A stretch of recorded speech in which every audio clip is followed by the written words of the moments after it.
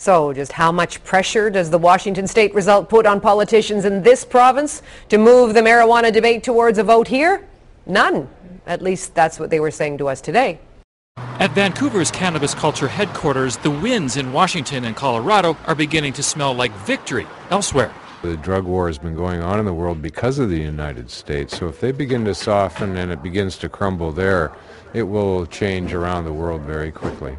Advocates say the war on drugs has been expensive and targets the wrong people. Decriminalization, they say, would save money on enforcement and prosecution.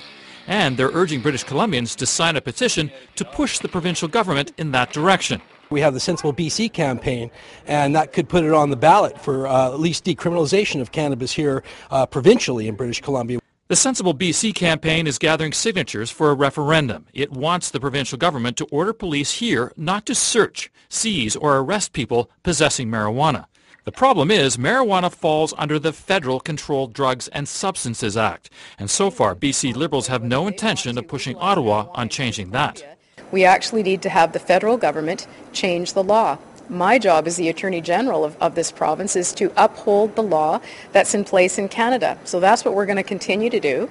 After speaking to the BC Chamber of Commerce today, the Premier says her focus will be on job creation, not creating easier conditions for pot users. We are going to focus on the things that are in our jurisdiction. I'll let the feds deal with the issues that are in their jurisdiction. I've long advocated decriminalization of marijuana, as has the NDP, and that we But that doesn't mean the NDP can do anything about it here. It, too, says it's in Ottawa's court. I don't get to make federal decisions for the federal government in provincial politics.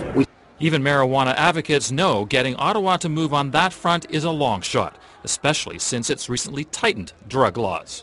It just goes to show how out of touch these Conservatives are with the rest of Canada, and particularly Canadians here on the West Coast. So it seems for now, all pot users here can do is light up and dream. Kirk Williams, CBC News, Vancouver.